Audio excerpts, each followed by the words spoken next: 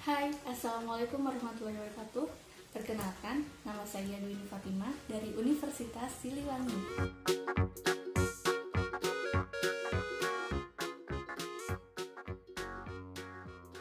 Di video kali ini, saya akan membahas materi kelas 11 IPS tentang kebijakan moneter.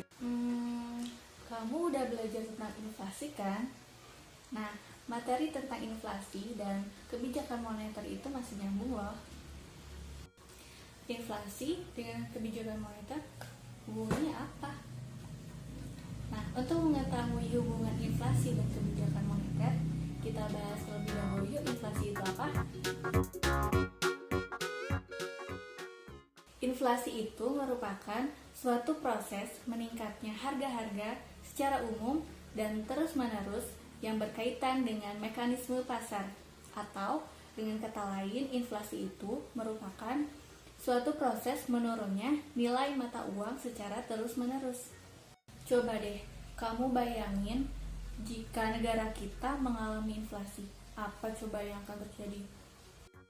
Ya, betul banget. Jika suatu negara mengalami inflasi, maka harga-harga barang yang dijual di pasar atau supermarket atau di warung mungkin, nah itu akan makin mahal.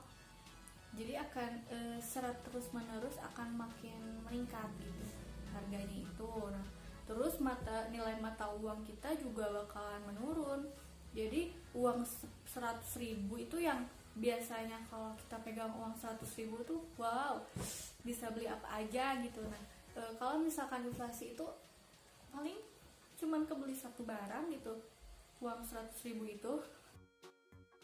Jika inflasi di suatu negara bisa sampai hyper lah, sudah sangat meningkat tajam, itu akan terjadi krisis moneter. Nah, kita tahu bahwa di tahun 1997 Indonesia itu kan mengalami krisis moneter ya. Nah, itu sangat mengerikan ya. Ngeri lah pokoknya. Kerusuhan, kemudian kecemburuan sosial, terus apalagi ya pokoknya kemiskinan di mana-mana, pengangguran, pokoknya inflasi itu adalah suatu masalah besar yang sangat harus segera diatasi oleh pemerintah. Untuk mengatasi masalah inflasi di suatu negara, pemerintah dan bank sentral mengeluarkan kebijakan yang disebut kebijakan moneter dan kebijakan fiskal. Nah, untuk di video ini saya akan membahas tentang kebijakan moneter dulu ya.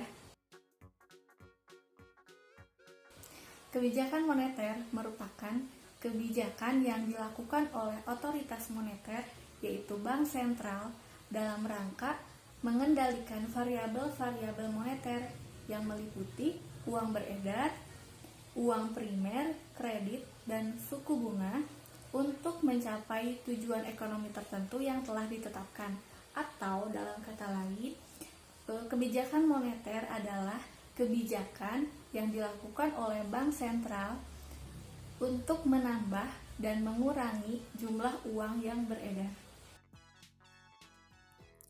Tujuan kebijakan moneter tercantum dalam Undang-Undang Nomor 23 Tahun 1999, Junto Nomor 3 Tahun 2004, Junto Undang-Undang Nomor 6 Tahun 2009 Pasal 7 tentang Bank Indonesia adalah untuk mencapai dan memelihara kestabilan nilai rupiah. Kestabilan nilai rupiah itu mengandung dua aspek. Yang pertama, kestabilan nilai rupiah terhadap barang dan jasa yang tercermin pada laju inflasi. Dan yang kedua, kestabilan nilai rupiah terhadap mata uang negara lain yang tercermin pada perkembangan nilai tukar. Bank Indonesia sebagai Bank Sentral Negara Republik Indonesia berperan sebagai kebijakan tunggal dalam kebijakan moneter. Jadi, Bank Indonesia itu merupakan the one and only pihak yang melaksanakan kebijakan moneter. Nah, Stabilitas nilai mata uang itu merupakan tujuan kebijakan moneter. Dalam hal ini, Bank Indonesia berperan mengatur jumlah uang yang beredar di masyarakat. Peran kebijakan moneter adalah sebagai instrumen pengendali uang yang beredar. Tujuannya adalah untuk meningkatkan pertumbuhan ekonomi. Langkah-langkah kebijakan moneter diambil oleh penguasa moneter, yaitu bank sentral. Caranya dengan menggunakan instrumen kebijakan moneter. Dalam mengimplementasikan kebijakan moneter, Bank Indonesia menggunakan instrumen-instrumen kebijakan moneter yang meliputi 1. Penyesuaian tingkat suku bunga, yang kedua, penyesuaian giro wajib minimum, dan yang ketiga, operasi pasar terbuka.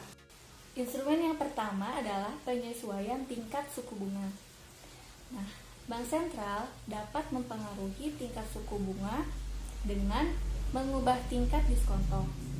Tingkat diskonto itu atau tarif dasar adalah suku bunga yang dikenakan oleh Bank Sentral kepada bank umum untuk jangka pendek. Jadi, jika Bank Sentral menaikkan tingkat diskonto, maka biaya pinjaman untuk bank akan meningkat. Nah, selanjutnya, bank akan menaikkan suku bunga untuk ditetapkan kepada pelanggan mereka. Nah, sehingga biaya pinjaman dalam perekonomian akan meningkat dan jumlah uang yang beredar akan berkurang. Instrumen yang kedua adalah penyesuaian giro wajib minimum.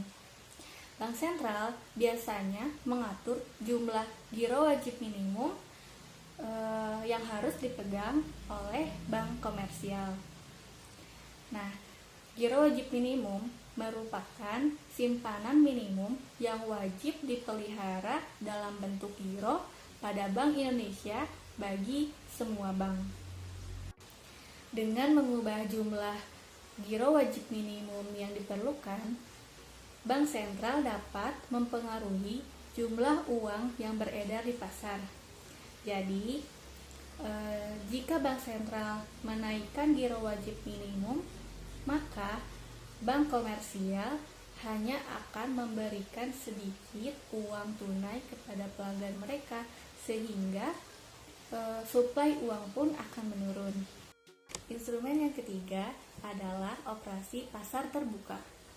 Nah, jadi Bank Sentral dapat menjual atau membeli surat berharga yang diterbitkan oleh pemerintah untuk mempengaruhi jumlah uang yang beredar. Kebijakan moneter itu ada dua jenis. Yang pertama, kebijakan uang ketat, dan yang kedua, kebijakan uang longgar. Nah, kebijakan uang ketat adalah kebijakan yang dilakukan oleh Bank Sentral untuk mengurangi jumlah uang yang beredar di masyarakat. Nah, kebijakan ini juga biasa disebut sebagai kebijakan konstruktif. Kebijakan ini dicapai dengan menaikkan suku bunga, kemudian membeli obligasi pemerintah, juga menaikkan persyaratan cadangan untuk bank. Nah, kebijakan ini biasanya digunakan untuk mengatasi tingkat inflasi. Kebijakan yang kedua adalah kebijakan uang longgar. Kebijakan ini adalah kebijakan yang dilakukan oleh Bank Sentral untuk menambah jumlah uang yang beredar. Kebijakan ini biasanya disebut sebagai kebijakan ekspansif, dan kebijakan ini dicapai dengan menurunkan suku bunga, kemudian membeli sekuritas pemerintah, dan menurunkan persyaratan cadangan untuk bank. Kebijakan ini biasanya digunakan untuk menurunkan tingkat pengangguran dan meningkatkan aktivitas bisnis. Jadi, tujuan dari kebijakan yang kedua ini adalah untuk menaikkan atau meningkatkan pertumbuhan ekonomi, namun beresiko akan menyebabkan inflasi. Nah, adik-adik yang Allah cintai, itu tadi materi kelas 11 IPS tentang kebijakan moneter. Jangan lupa untuk dicatat dan dibaca lagi catatannya ya. Kalau perlu, tonton lagi deh video pembelajarannya.